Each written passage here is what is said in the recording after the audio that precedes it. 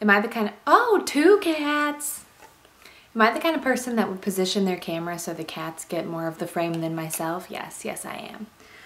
I'm here with my October beauty favorites in my guest room, which is going to be my guest room / office. Oh, this is so convoluted.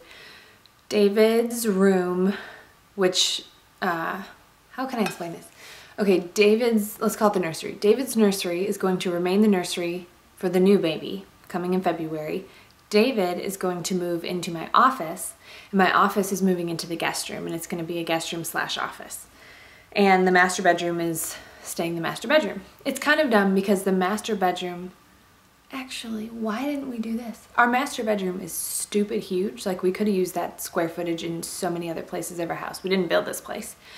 But we should have put the office, well, the bathroom is better, I guess. Anyway, I'm thinking we should have put the guest room and the office in the master bedroom because it's ridiculous.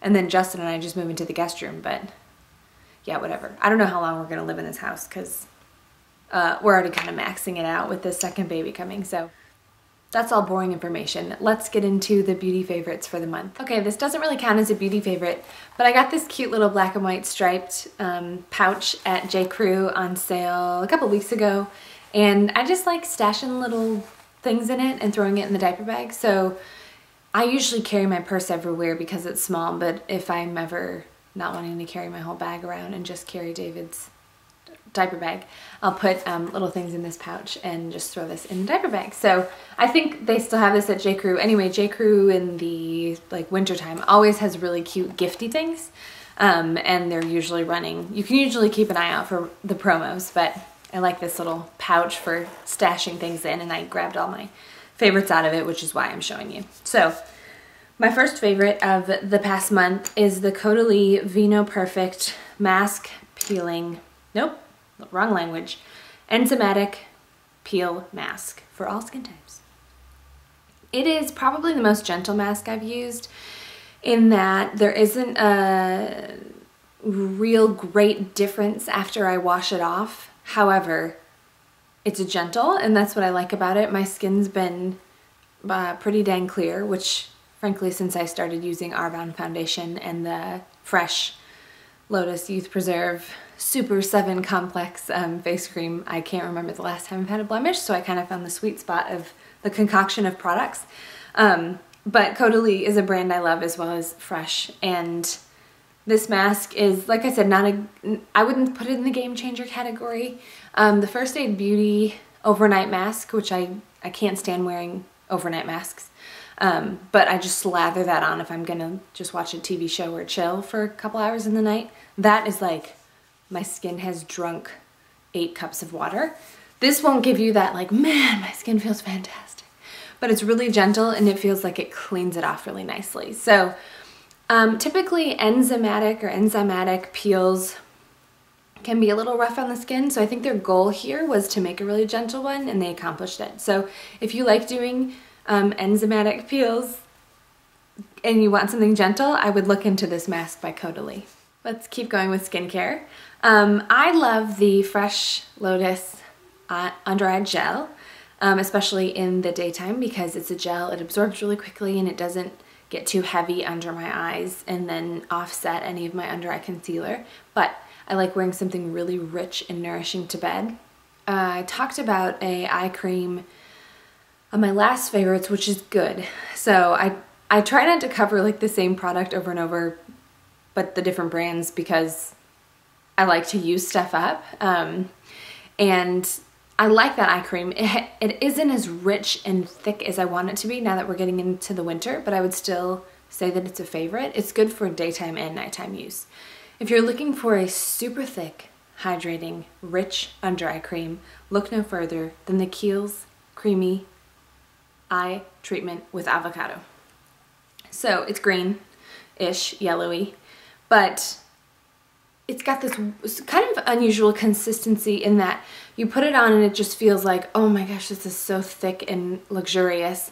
And then it sort of slides out, and maybe not giving it the best description, but it almost feels more liquidy than heavy and creamy as you apply it. I don't know if this is making sense. However, it like is the kind of thickness where it's not uncomfortable when you're sleeping, but you wake up and you're like, dang, that just sat on my skin all night, which is good for hydrating your under eyes.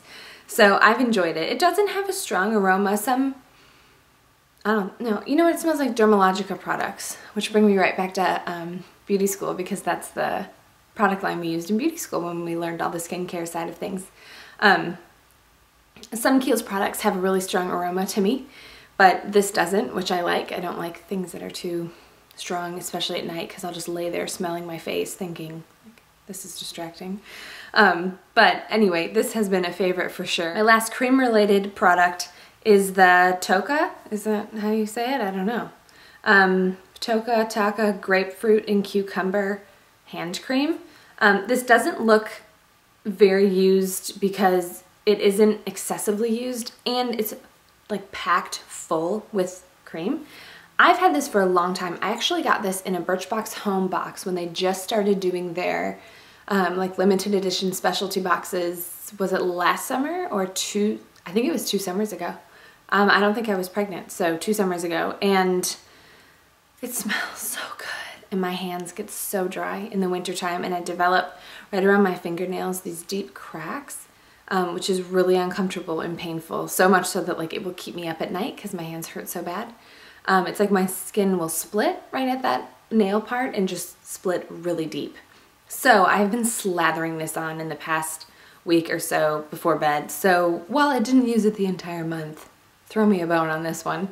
It smells so nice. I regret not using it more, but it's been in my bedside table and I'm like, I need to just slather my hands with lotion at night so they stop cracking.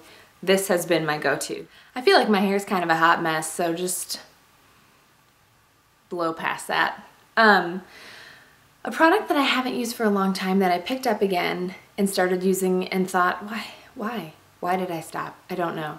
Is the Biomega Shake It powder. So there are a lot of powder texturizers out there. I just did a blog post distinguishing the difference between an aerosol texture spray and a non-aerosol, like dust texture powder. This is by Biomega, which is a little branch of Aquage Uplifting Foam, all-time favorite root lifter. I feel like we go hand in hand, myself and Aquage, and Kenra. It's just like the 3 of us together. Anyway, this Shake It powder does nothing by itself.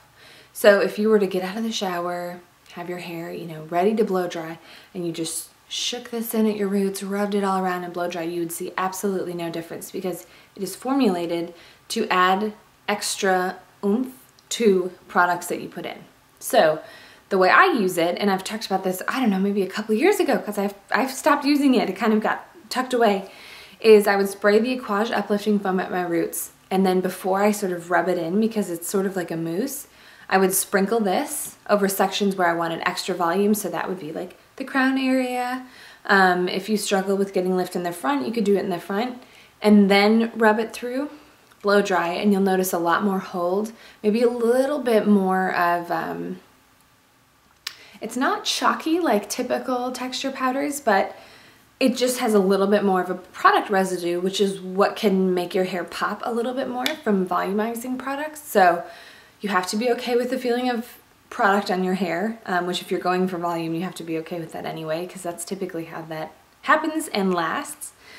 But you decide how much you get to use. So if you only want to sprinkle a little bit in to not make your hair feel too heavy and weighed down, you can only sprinkle a little. If you want a lot and you really need that sort of day 2 feeling for, let's say, a braid or some sort of updo, you can sprinkle a lot in and work it throughout.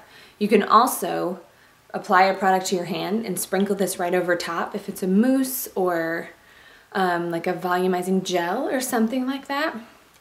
Sprinkle this over the top of the product and then mix your hands together and then run that through. So basically it's like salt to food. You want to add it in and it boosts the, not flavor, but I don't know what word would make sense here, but think of it that way. So that's actually a really great analogy, so you can add a little bit of salt or a lot depending on your tastes and preferences. I'm really shocked that the cats are still here. This makes me happy. Hi guys. Okay.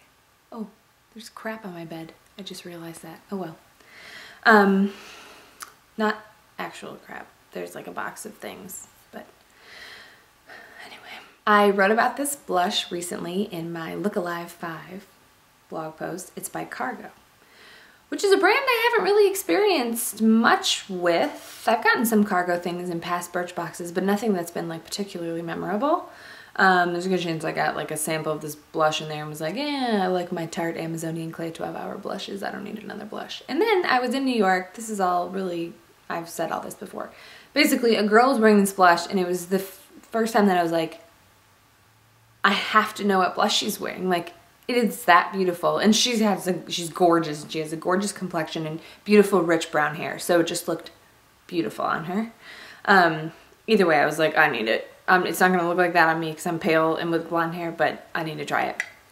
So the color is Los Cabos. I believe it's discontinued on the website, unfortunately, but I'm certain you can find it on Birchbox.com unless it's sold out from my mention of it earlier. Anyway, it is gorgeous. It's like this perfect pinky peachy with just the right amount of shimmer. Like, I hate shimmery blushes. And this does not look like, oh, cool, you dropped glitter on your cheeks, but it gives you a really beautiful color. I'm wearing it today and have worn it every day since I got it, which was in the beginning of October. So I love the color payoff as well. I mean, it's pretty darn similar to an Amazonian Clay blush by Tarte, which is a definite favorite.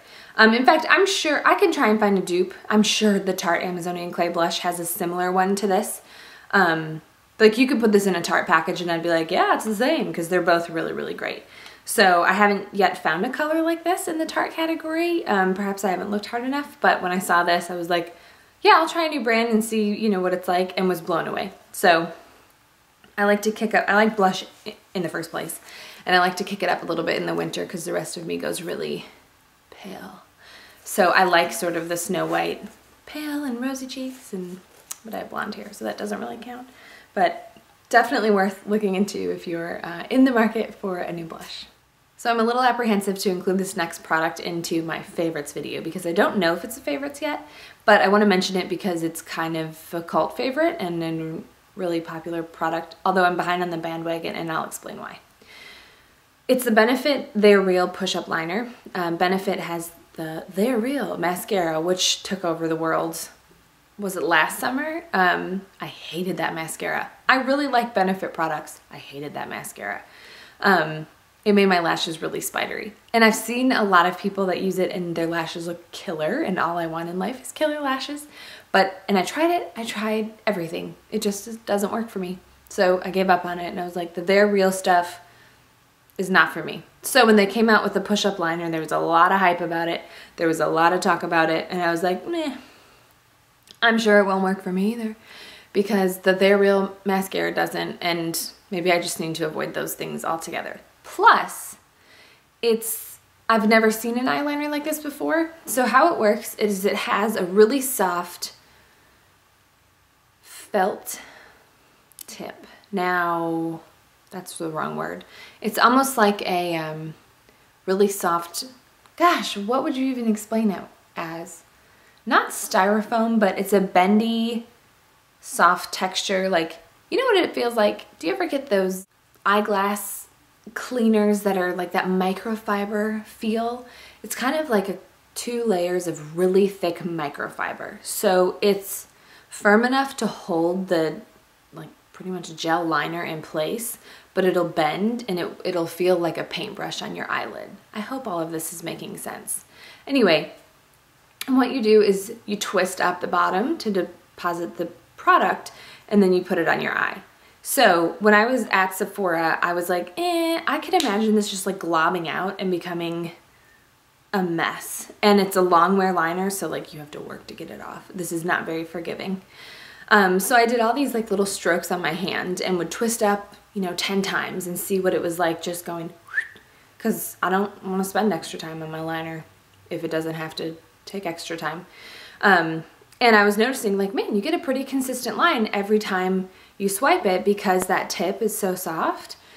And then I went to wipe it off and it looked like I was like in jail counting the days because I just did all these like dashes on my hand and it almost didn't come off. Like, it is long wear for real.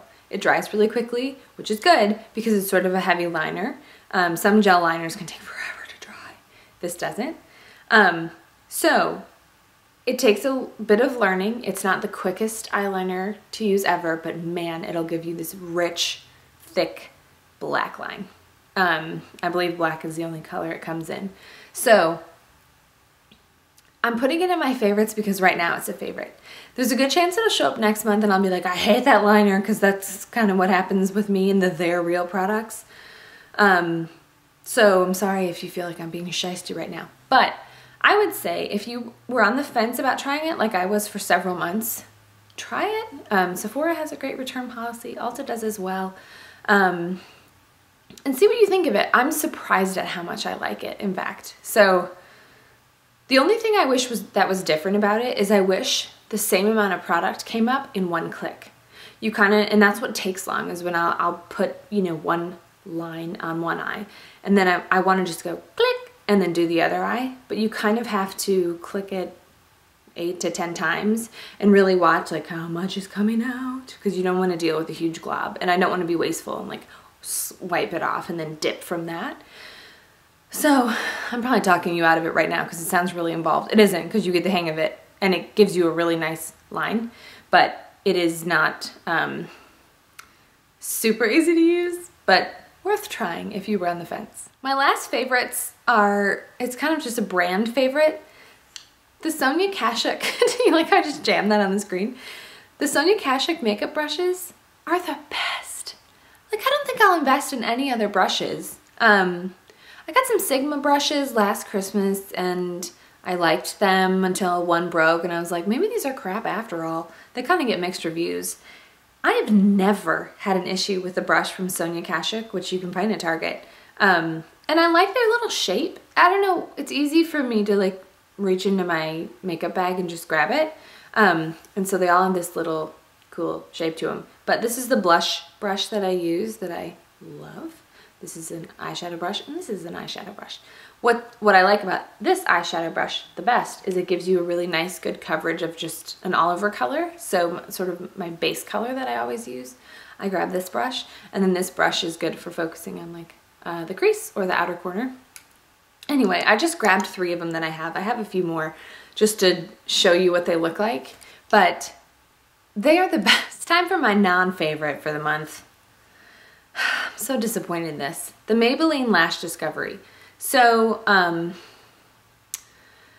I use CoverGirl's Lash Blast on my lashes, top and bottom, and then I use like, that's usually my starter mascara, and then I use a second mascara for like more impact. Anyway, I was finding that my under eye, my lower lashes were getting like globbed with mascara, and probably I just needed to buy a new tube of CoverGirl Lash Blast. But it's like, you know what, Maybelline, well, everyone talks about the Clinique under eye mascara, and I'm like, Maybelline makes like pretty much the same thing. Like, it's in a tiny wand, and I remember using this years ago, and I thought like, well, this is good for under eye, so I went and picked this up, and it's cheap, and so I've been wearing it on my lashes, and it's so nice. It's such a nice mascara, and it gets every single one of your little tiny lashes. You can use it on top if you want, but I like using it for the bottom because it's a tiny brush and you don't glob on the product.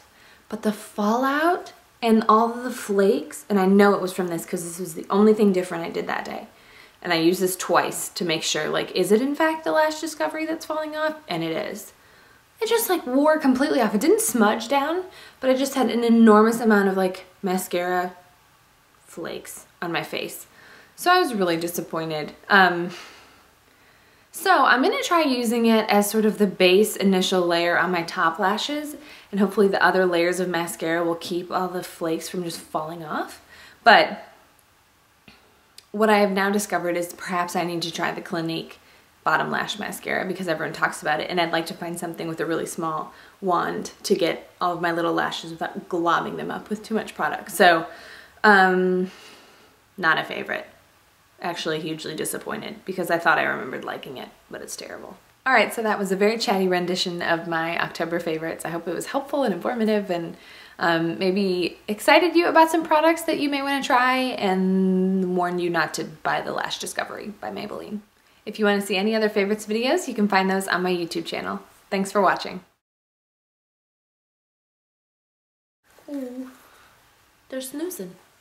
I'm gonna take a snooze. How about we do some cat shots?